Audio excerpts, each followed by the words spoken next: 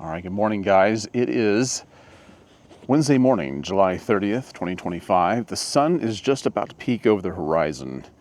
If it wasn't for the houses, I might actually see it already, but it's scheduled to show up at 6:49, which is like in another minute or so.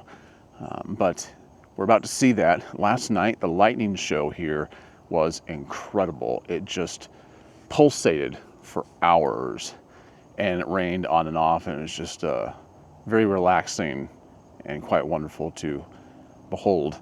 Today I'm going to share a few things with you that I hope will make you think. Hopefully some words of encouragement and a word of the day, a quote of the day. And at the very end of this, I'm going to tell you something that will probably change the way you look in the mirror every day. And you may or may not want to stick around for this one. I'm not sure. It's kind of interesting, but you won't forget it. I can guarantee it. So last night, we had Zaxby's for dinner. I went to go pick it up, and it's really, I like Zaxby's, but it's beginning to wane on me a little bit. I tried something different. I tried their chicken bacon ranch loaded fries. Not bad, nice for a change, but I think I might be done with them for a while. I'm just getting a little tired of them. Even once a week is too much now. On my way there, though, I pass a mattress warehouse store. And I have a certain theory about mattress stores. And as it turns out, a lot of people share the same feelings I do about them. I have a feeling that they might be some kind of a money laundering scheme. Have you ever thought about that? A lot of people have. Because I went online and looked this up, and it turns out that this suspicion lingers in the minds of quite a number of individuals. There's never any cars in the parking lot of a mattress store. I challenge you.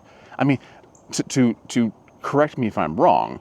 I mean, they dot the landscape of, any medium-sized city, right? I mean, you can find them on almost in every corner, it seems like, but there's never any cars. And I oftentimes wonder what would happen if a car pulled up into the parking lot. Would the employees inside go, "What do we do now?" And their boss would be like, "I don't know, guys. We hadn't counted on that." I just don't see anything going on. It's just a weird thought. I every time I see, because I bring this up because there's a brand new one that was built on the corner of one of our main roads. And when they built it, I was like, why? And no, there's never any cars in the parking lot. Anyway, all right, so today I'm going to talk about the power of not yet. The power of not yet. Now, as a parent, when we hear these words, it annoys us because it's usually what we hear when we ask our kids, "Have you cleaned your room yet? Have you taken the garbage out like I asked you to?" Or you might ask your spouse, "Did you pay the electric bill?"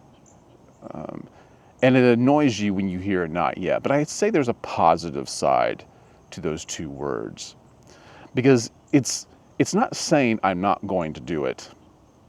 Whatever it is that you had planned on, it's not saying I'm not going to do it. It's not saying it's not going to get done. It's not saying I quit or I'm not good enough. It's holding out hope that it's still on the docket. Okay? What is it you have planned? What is it you want to do? What are your endeavors that you just can't seem to quite get done? And you find it annoying to yourself. If you can still say, "Not yet," there's hope.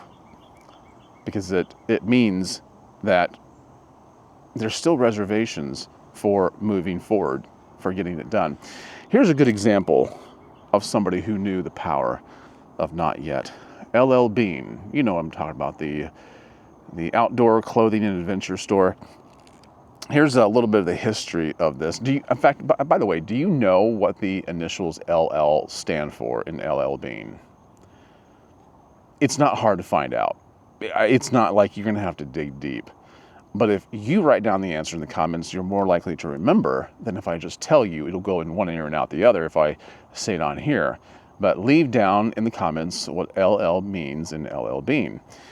So LL Bean was founded in 1912 by its namesake Hunter and Fisherman, LL Bean, in Freeport, Maine.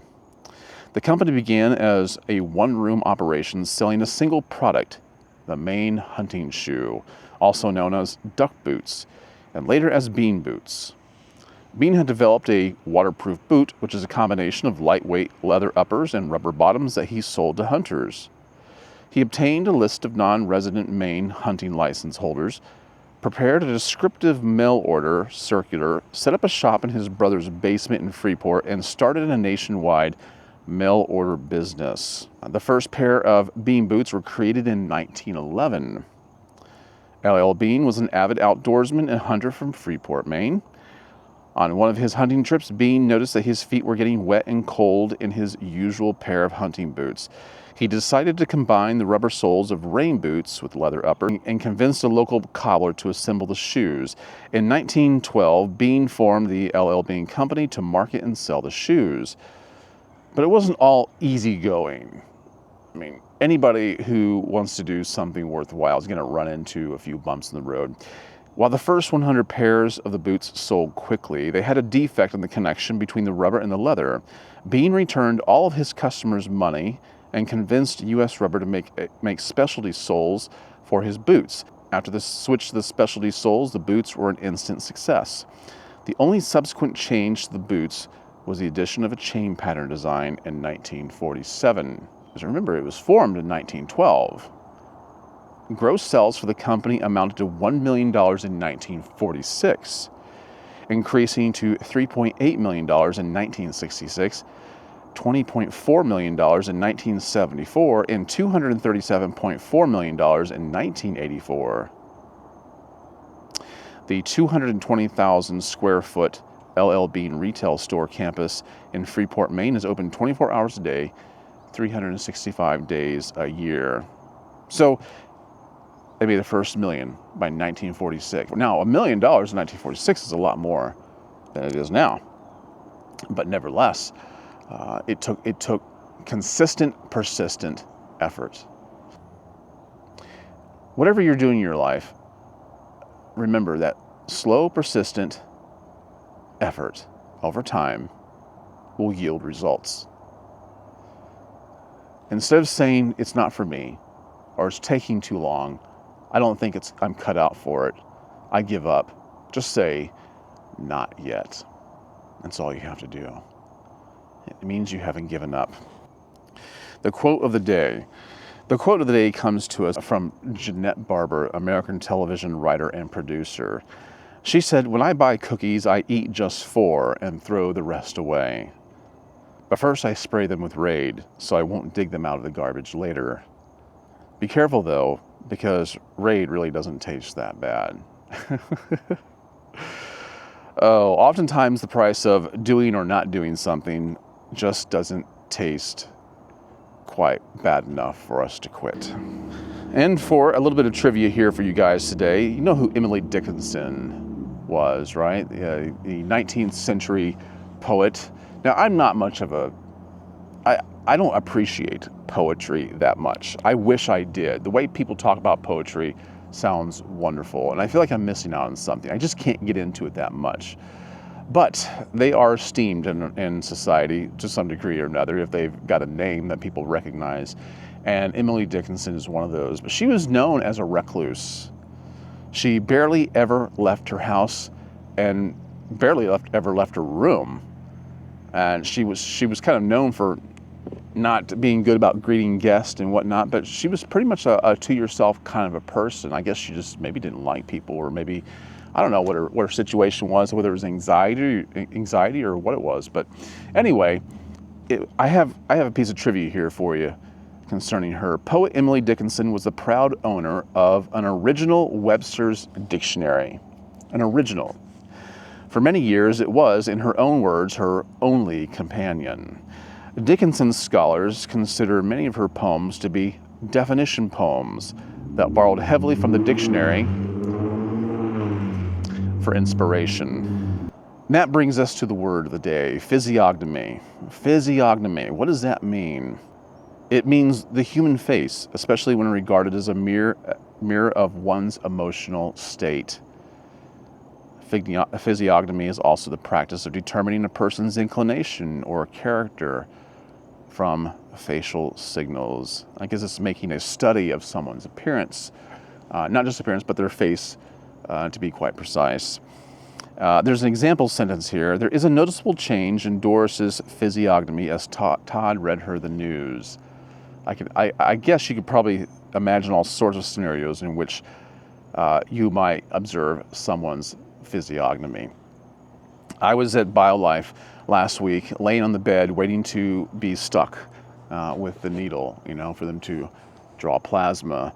And I was just kind of sitting there with my arms crossed like this, looking down at my phone between my legs and just watching whatever I was watching. This phlebotomist came up and she asked me, "Why are you mad?" "I don't know what you're talking about." "So you look mad." I go, "Oh, are you saying I have a resting bitch face or what?" She goes, No, that's not what I meant. I'm like, well, I guess that's what it means. I'm not mad. I'm just watching something on my phone. I don't know. We can make a study of someone's face and be misled by what we see. We can judge someone wrongly and think differently about someone if we're not reading their face right. On the other hand, it could also be very telling. Sometimes we're right and sometimes we're wrong about someone's physiognomy. Or, yeah, I guess maybe that's the right way to use it. Anyway, that's the word of the day. All right, and then lastly, what I want to share with you here is the history, a little bit of the history of toothpaste. Have you ever thought about that? Probably not. It's something you take for granted. You get up every morning, or maybe it's before you go to bed at night, maybe it's both, and you just do the duty. And next time you scrub away those pearly whites, hopefully they're pearly white, you'll think about this, and maybe you'll wish you hadn't heard this. All right. The first toothpaste mentioned in recorded history was devised by Egyptian physicians about 4,000 years ago. Highly abrasive and puckeringly pungent. It was made from powdered pumice stone and strong wine vinegar and brushed on with a chew stick. Doesn't sound too bad yet, right? By modern standards, it was considerably more palatable than early Roman toothpaste made from human urine. Yeah, you heard that right. Which in liquid form served also as a mouthwash. First century Roman physicians maintained that brushing with urine whitened teeth and fixed them more firmly in the sockets. I'll lose my teeth, thank you. Upper-class Roman women paid dearly for Portuguese urine, the most highly prized, since it was alleged to be the strongest on the continent. Dental historians believe that may have been true, but only because the liquid came by land all the way from Portugal. I'm not really sure what that has to do with it. Urine, as an active component in toothpaste and mouthwashes, continued to be used into the 18th century. What early dentists were unwittingly making use of was urine's cleansing ammonium molecules, which would later be used in modern dental paste. That's probably more than you wanted to know. Thank goodness times have changed, and they've learned a thing or two. I hope this morning you've learned a thing or two. Perhaps the only thing you'll remember is what used to be in toothpaste. I hope not. I hope you got more out of it than that. I told you, you may or may not want to stick around. But I hope you've enjoyed this. I hope it's meant something to you. I know I always say that, but I truly mean it. And I'll be back tomorrow with something new, something different. All right, guys, I've enjoyed my time with you. I hope you have a great day. Make sure you check the description down below. See you on the flip-flop. In the meantime, be wise.